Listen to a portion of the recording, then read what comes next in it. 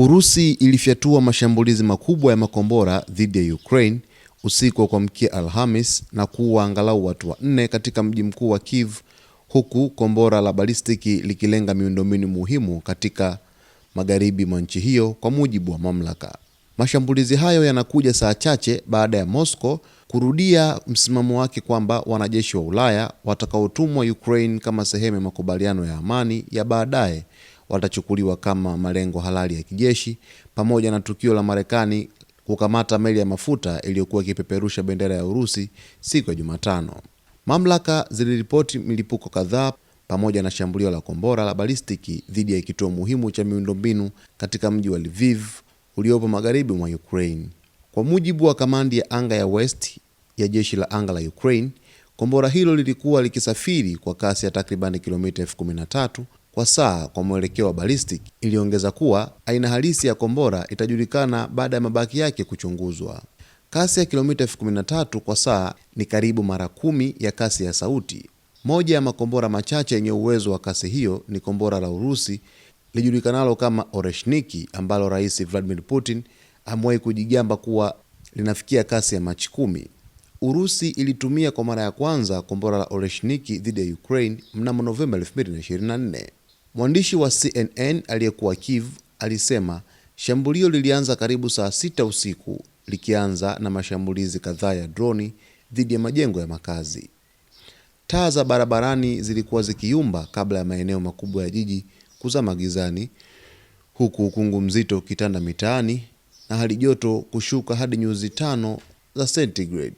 Watu 4 waliuawa na wengine 10 kujeruhiwa katika shambulio hilo, kwa mujibu wa meya wa Kiev Vitali Klitschko, ambaye alisema miundombinu muhimu pia imeharibiwa. Meya wa Lviv Andrei Sadovi aliandika kwenye Telegram kuwa hakukuwa na taarifa zozote za majeruhi kufuatia shambulio hilo la kombora. Alisema kuwa hakuna majengo ya kiraia wala ya makazi yaliyoharibiwa.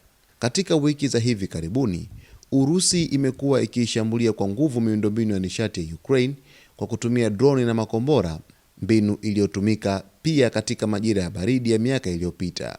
Mashambulizi hayo yamewaacha makumi ya maelfu ya watu bila umeme na huduma za kupasha joto wakati huu wa baridi kali.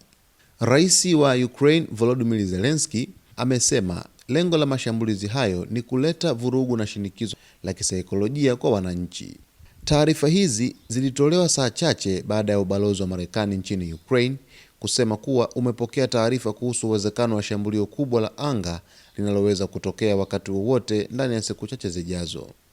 Mashambulizi hayo pia yanakuja wakati Urusi ikisisitiza tena msimamo wake wa muda mrefu kwamba majeshi ya magharibi yaliyoko Ukraine ni malengo halali, siku chache baada ya Ufaransa na Uingereza kuahidi kutuma wanajeshi endapo kutapatikana makubaliano ya amani. Urusi kwa muda mrefu imekuwa ikipinga uwepo wa wanajeshi wa magharibi nchini Ukraine.